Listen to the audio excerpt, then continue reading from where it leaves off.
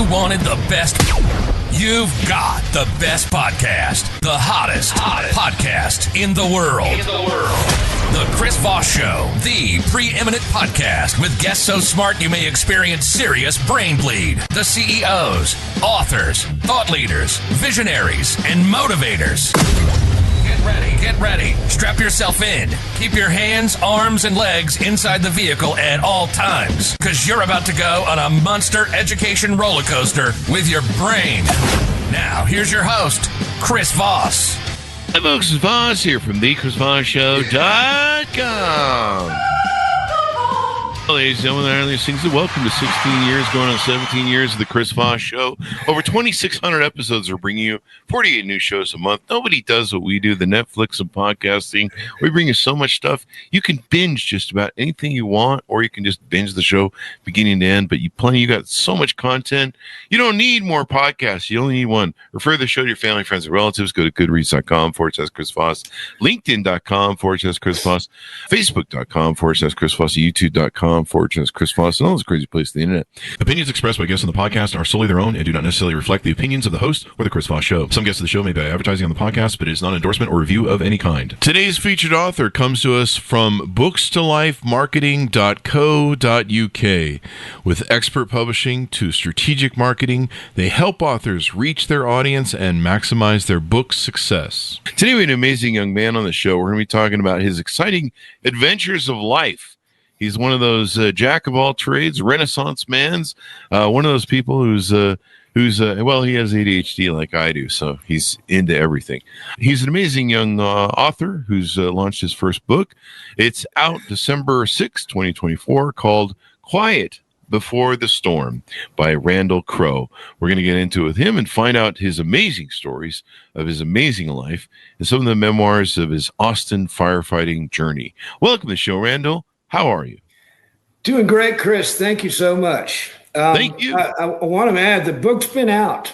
It's been out. It's out right now. Mm-hmm. My goal here, this part of it, is to, first of all, introduce it to everybody, but also to get it stocked in some places in a timely fashion. It's been out since last year. But without your help, I doubt I'll sell many of them. My subject matter is not actually the kind that draws the big backers. It may go counter to a lot of things that we're being fed. But I'm trying to get to align with the group of people I do come from. And if you like some of those alternative podcasts, you probably like mine. So, Randall, give us any .coms or social media you want people to look you up, maybe to get you know better, or emails, et cetera, et cetera. Randall Crowe on X and Randall Crowe on Facebook. Randall Scott Crowe is my public figure page on Facebook. Covers all the acting stuff that we've done in the past. But also RC Anon on Telegram. Okay. Yeah. So give us a 30,000 overview of what's inside your book. 30,000-foot overview. We're benefiting Canines for Warriors, and there's a good reason for that, in that Canines for Warriors addresses PTSD. It's one of the ways to treat PTSD. When you go into my subject matter, you're going to see poetry that's based on true stories in the order that they happen.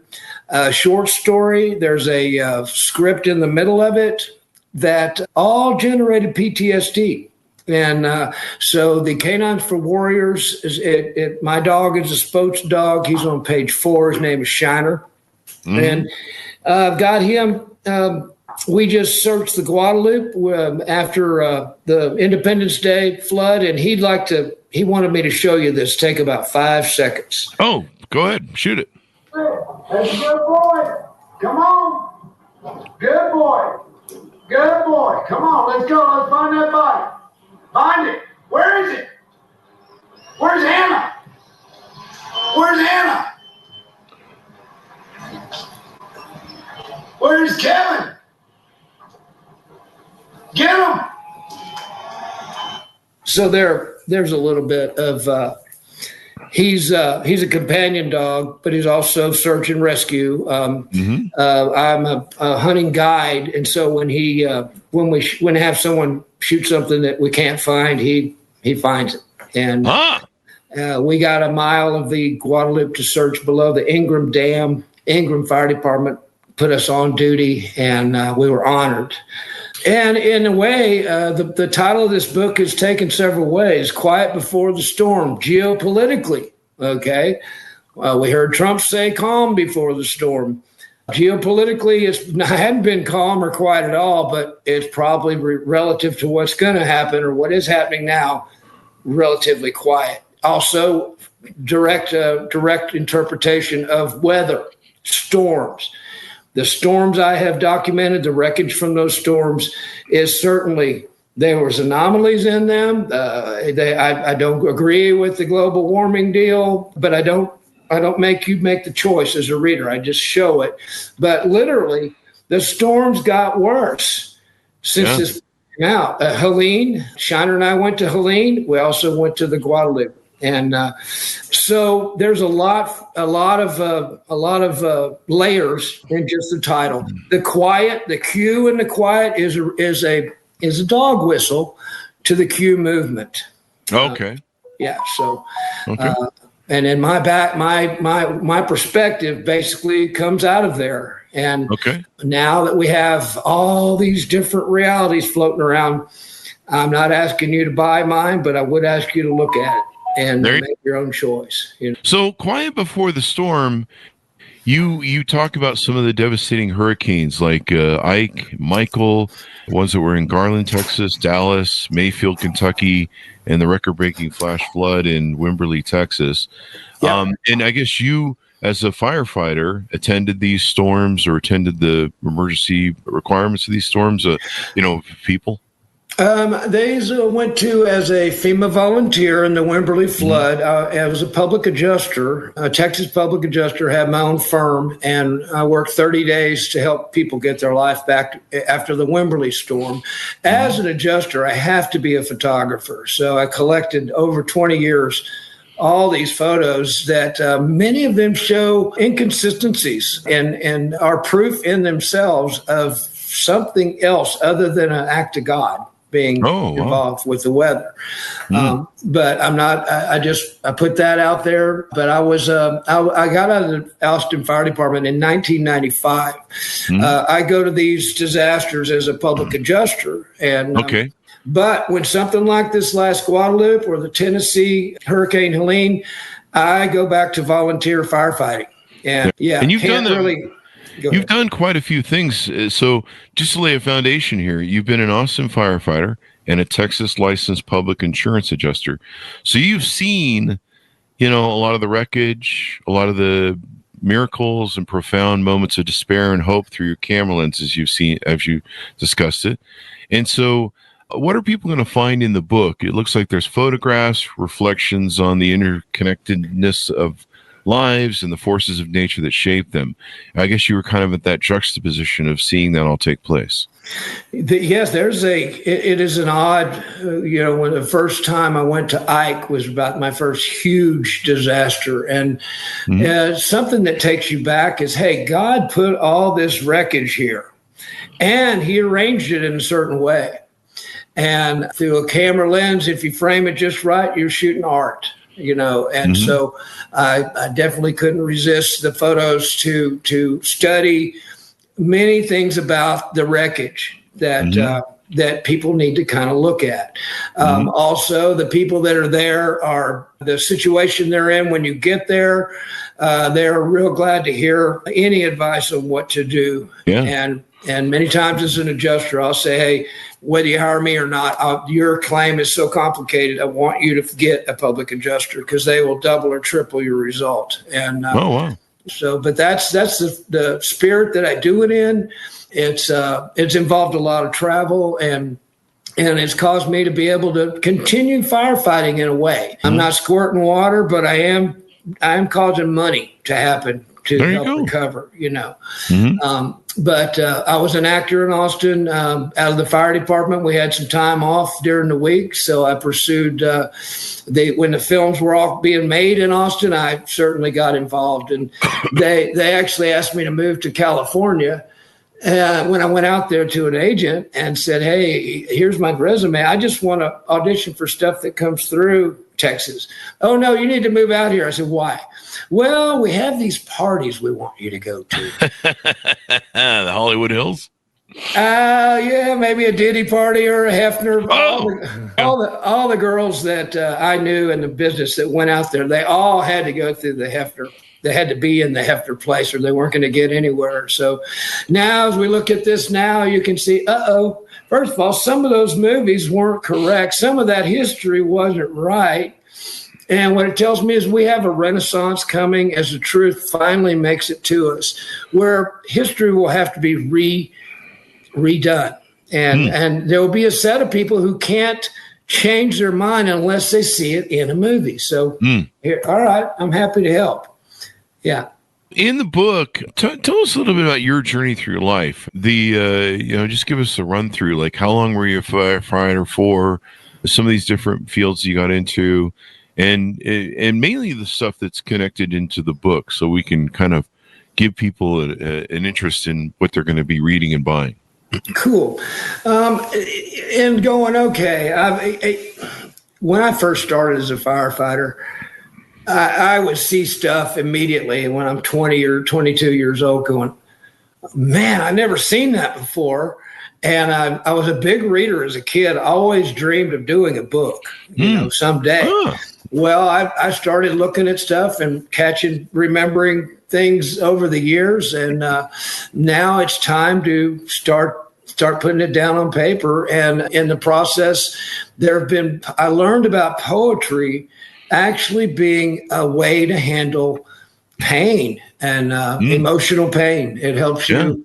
There are things in life that you see that you don't want to forget, but you don't want to carry them around every day. And if you can capture that and put it on paper, you can store that emotion right there and give yourself some relief from the trauma. You bring up a good point. That's a great thing that writing is good for, right? Oh, yeah. You bring up a really good point. That's something that is really important. We've had psychologists on the show, and they found that when people write, it really can help them with understanding, their emotions. It can help get it out on the page. I remember, we talked before the show. I have really bad ADHD. I think you do too, OCD. Oh, yeah. A lot of times at night, I would find myself just laying in bed, tossing and turning, thinking about, something I'm trying to remember for tomorrow. Oh, remember to do this tomorrow, yada, yada, yada. Yeah. And it used to drive me crazy. And I realized what my brain was doing was trying to, make it so I would not forget. Yep. And I found that by just getting up, writing it down on, keeping a notepad and paper, or, for me now it's the phone. I just write an email to myself. Hey, remember to pick up the milk at the store, whatever. And so, or ideas that I have, like, you get those entrepreneurial and innovative ideas and you go, hey, but. And so people can read about some of these stories and adventures in your book. What's a favorite story that we want to pick out of it, maybe, to talk about? It's kind of going to be the flagship poem that this poem I got on Alex Jones with it years ago. Oh, wow. And he let me read it a couple of times to his full audience. And the things in the poem, actually, much has occurred that wasn't, there's a prophetic aspect to the poem and the book in general. And it was given to me immediately. I had an issue with, it was a mass shooting in Connecticut. And the next day, this thing came out on the page. And that was 2011. This is actually called The Shots of Things That Are Still Happening. I'd love to do a short dramatic read, if that'll work. Sure, go ahead. A page. Sure, yeah. Okay. And it's called We're Going to Need Each Other. We're going to need each other. before it's all through. It just is what it is for me and for you. Now, I always did everything all on my own, proud of accomplishments earned all alone. Now the tides and the seasons have certainly changed, and a new world order has been rearranged. The strong are now weak, and the weak weaker still, and the cup runneth over, much harder to fill. The emperors are walking around wearing no clothes, and they're telling us, sorry, that's just how it goes. While they're beating our plowshares into their swords, our little girls get shot at in grocery stores. Now, fighting each other can't be what we do because we'll be needing each other before it's all through. I'm no longer living my life in the past, and you can't throw stones in a house made of glass. The emperor tells us the money's all gone, but don't worry, kids, we'll take out a loan. Please give us your best, and we'll send them to war. Don't worry yourselves about what it's all for. The emperor's leaving. He's taking his clothes, saying, sorry, y'all, that's just how it goes. King says the problems are not what they seem. It's time you wake up from your American dream. We're going to need each other before it's all through, because the forces against us are not me and you. The Wizard of Oz on the yellow brick road says, don't worry yourselves, just do as you're told. We'll print some more money and we'll buy some more food while we keep on telling you what you should do. Okay, so where to go? Okay, I'm getting real tired. Heard this all before. I'm starting to worry about what is in store. Reality is getting much harder to see. I thought I got that from the man on TV. I can see that the news isn't news anymore when the only news left is a football team score. The words fell out on my paper today, and you asked me, so what are you trying to say? Okay, when you ask me, okay, so what should we do?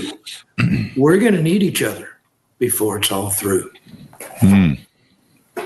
So that once that came out, there was a responsibility with that, and my making this book is part of it. Thank you, God, because it came out instantly. And when something like that happens to me, I look for reasons and look for guidance on what to do with it. So there it sits in this book. Yes, sir. And I think I cut you off a little bit on we were talking about your bio and upbringing. I think there was a point that I wanted to make that sounded really good. Do you remember where we were at on that? My bio and upbringing? Yeah. Whoa.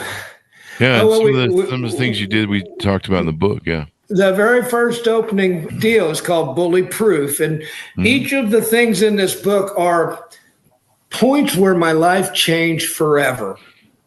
From then on. And the Bully Proof was the very first time in third grade we'd moved to California from Texas. Those kids were mean. They wanted to beat me up. And my Marine Corps dad took me aside and got me a speed bag, showed me what to do. And he used to talk about me beating the two bullies up in our front yard like it happened yesterday. But that was the first point where I was scared.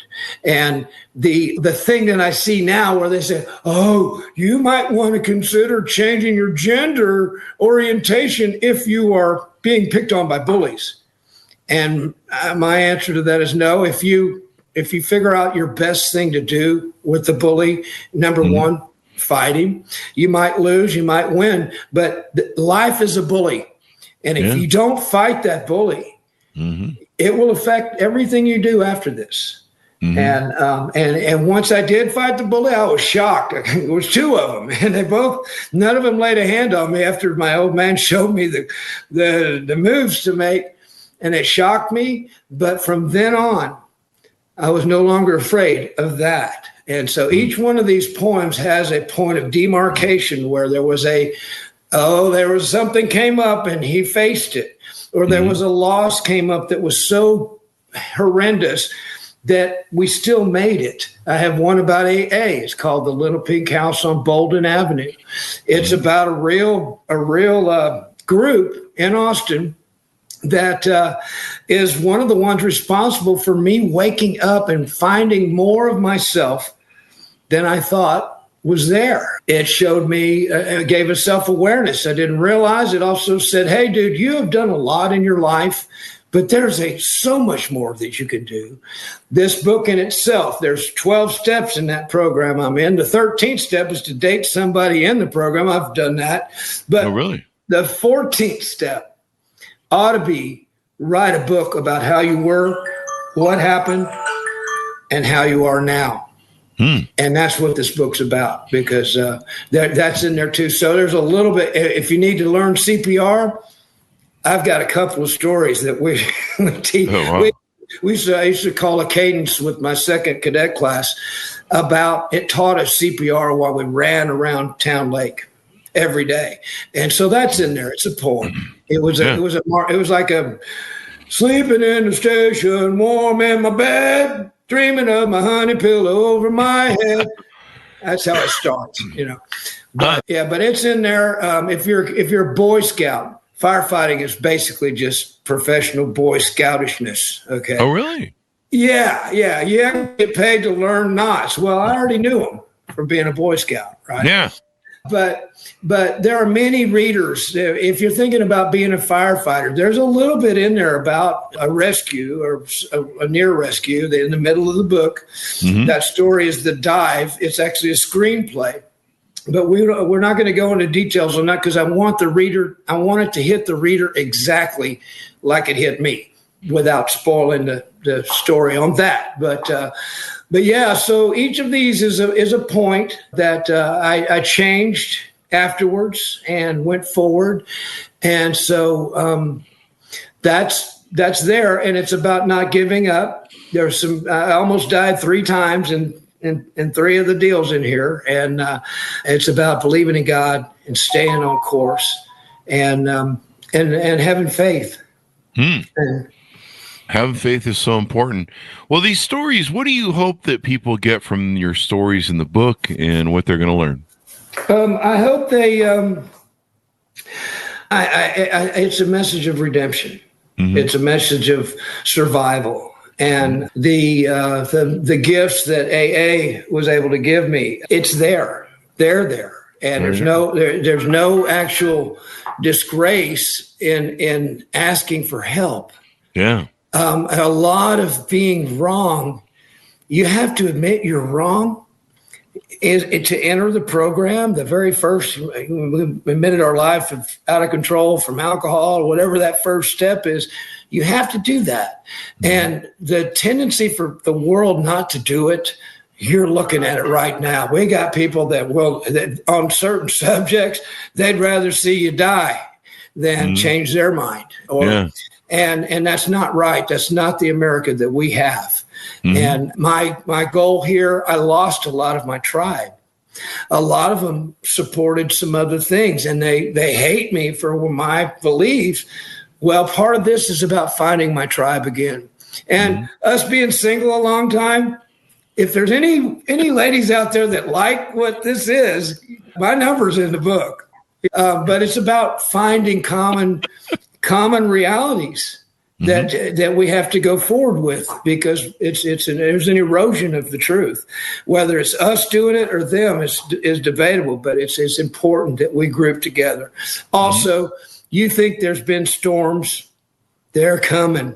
They're coming fast right now. And being a fireman isn't just about saving lives and putting out fires. It's also about warning danger. You got to do that as a fireman, and that's part of what I'm doing here. Now, you would not believe how much flack I've gotten trying to just warn people what I believe I see is coming. And so there's that. Does it seem to you like it seems to a lot of us at this point that the weather is getting worse and things are getting, it seems like something's definitely going on, right? Well, I have a podcaster after the Guadalupe. There were helicopters in the air during the Guadalupe disaster, and they got some footage that no one can explain involving plasma shooting directly into the river and water. like a bomb of some kind. That might explain Helene, because Helene melted 1,900. There were 1,900 landslides in Helene in North Carolina and Tennessee. We could not see what was going on during that, but we got a little bit of that footage on the Guadalupe. My opinion, it's close to that. We also have footage of Doppler radars actually guiding storms up wherever they want to go by firing off. And that your radar actually causing the weather, that's pretty preposterous, but everybody needs to keep their eyes open and look and find out for yourself what you think. So talk to us a little bit about your issues that you had with addiction and recovery. And you've been in recovery for a long time. Yes, 14 years. Congratulations. Alcohol. Congratulations. Yes, well, people say congratulations, pal. It's like learning a magic trick. Okay. There's nothing to congratulate here. It's not hard. I enjoy it. And it does affect my personal life, because that is how I kept my personal life rocking and rolling, was through going out over and over again and getting intoxicated and coming back with, box of chocolates, never knowing what kind of relationship you're going to end up with that you met at the bar.